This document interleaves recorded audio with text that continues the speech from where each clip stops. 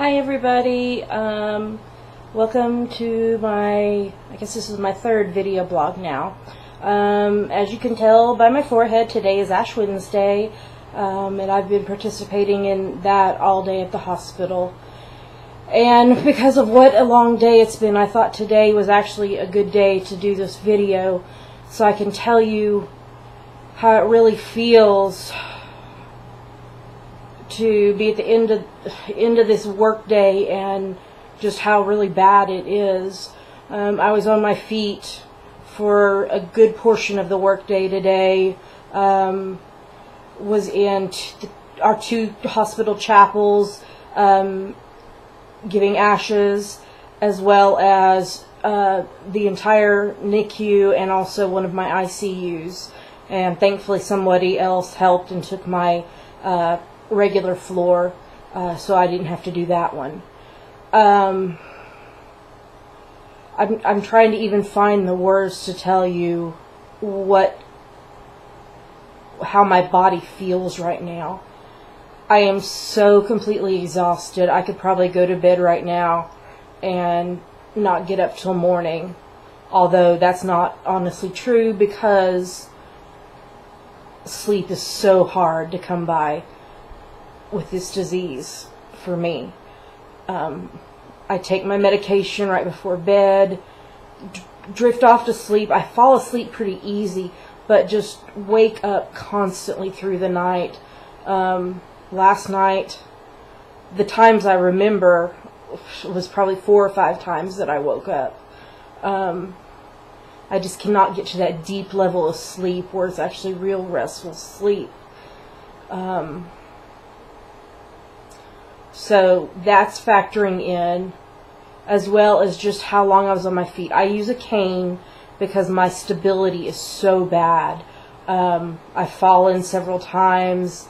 I can be okay and 5 seconds later be feeling dizzy or off kilter and be stumbling. So we decided it was best for me to use a cane, especially at the hospital where it would be really bad if I fell at the hospital. My back and my shoulders and my arms, my hips, my legs, my feet are just feel like they're in knots. Just such tightness and tension, and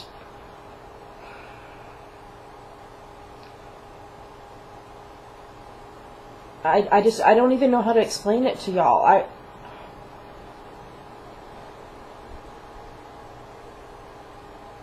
I wouldn't wish this disease on anyone, but it's so hard because it's so invisible. And people think I look fine. But if you could really see what is going on inside my body, you would know I'm not fine.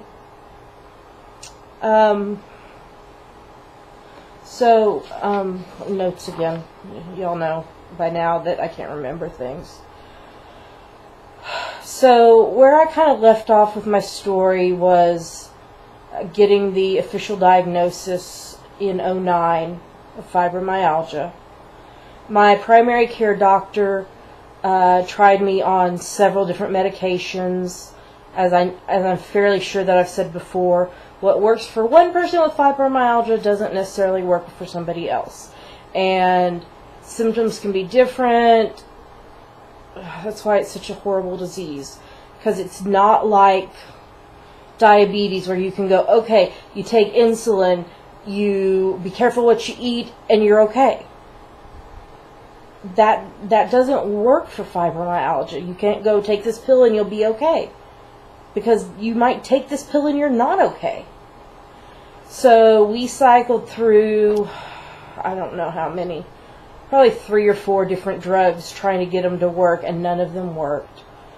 I've done massage therapy for a long time, going once a week.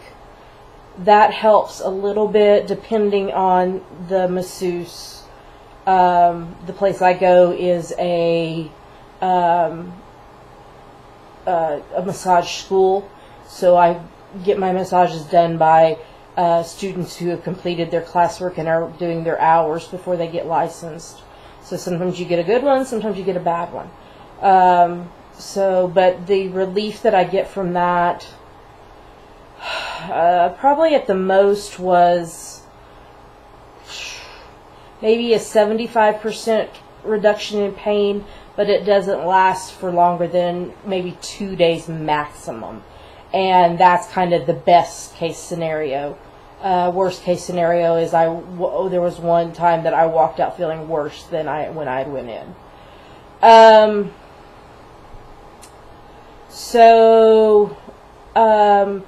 My primary care doctor said, okay, we've tried everything I know to try. You're going to have to go to a rheumatologist. So I made an appointment with a rheumatologist. That was probably 6 or 7 weeks ago. He gave me, he increased one of my medications and gave me a new medication. Well, probably about 2.5 weeks after I'd seen him, I had the most awful on-call that anyone could probably ever have. A normal on-call is maybe 10 to 15 calls. This on-call, I had 30 calls. Just so much the stress, so much walking, the emotions, just the constant not being able to stop, as well as doing a worship service in the midst of all that. So that happened, and within a day or so, I kind of hit rock bottom. Probably was at the worst place I have ever been since this disease started. So I called the rheumatologist, and he doubled a medication and tripled another medication. Also, in the midst of all this, I stopped doing the massage and started going to acupuncture. It was recommended to try. Sometimes it works, sometimes it doesn't. So I went and also went to an acupuncture school for it. You know, money's tight, prescriptions are expensive, everything's expensive. So I tried the acupuncturist for 10 sessions. And at the most, I would get probably 50% relief for about 24 to 48 hours. And the acupuncturist told me that it should, the relief should, I lost the word, be cumulative. So it should be getting better every single time. Well, it wasn't. So after 10 visits and $350, I stopped going to that. I'm scheduled to go see the rheumatologist again this Friday for a follow-up visit. I don't know what's going to happen. The medications aren't helping. I don't know if I can keep doing my job. I have an expectation for how many patients I'm supposed to visit, what I'm supposed to be doing, and most days I can't meet that expectation. That I've missed a lot of work because of this disease. So I don't know. We're going to talk to the rheumatologist on Friday. Russ is going to go with me. See what he says. I feel like I'm going to have to probably make some decisions and some changes. But I'm also in the midst of Russ is waiting to hear on PhD applications to see if he gets into any programs. So I don't really feel like I can make a job decision at this moment until we know about that. So I'm kind of in a place of limbo and stuckness, and it sucks. It sucks. I hate that I can't do this job that I love, that I'm called to do. I love ministering to people. I love journeying with people, walking alongside them. It was such a relief when I finally knew what I was called to do, and now it's just this place of... Oh, sorry, that was my cell phone. I forgot to turn it off. It's this place of... I'm darned if I do, darned if I don't, and I hate it. I want to be able to do this work that I'm called to do and that I love to do. I want to be able to play with my family. I want to be able to go do things.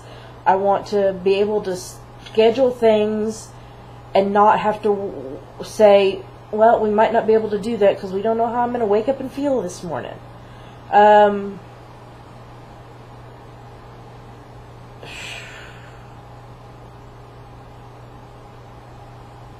A lot of people with this disease end up having to go on disability. I'm 33 years old. I don't want to have to do that now.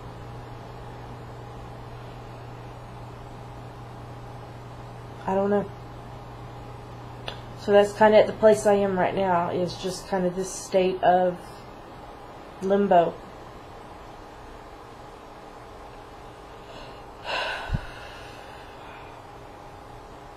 So, if you're of the praying variety, pray for me. Pray for us. Pray for Russ and Damaris and I. Because this disease not only affects me, but it affects them.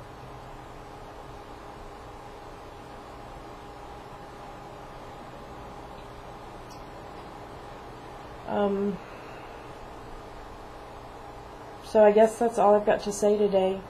I know this video is really a downer, and I'm sorry, but that's what life is right now. And if I'm going to be honest in these video blogs and tell you what life with fibromyalgia is really like, you're going to get days like this.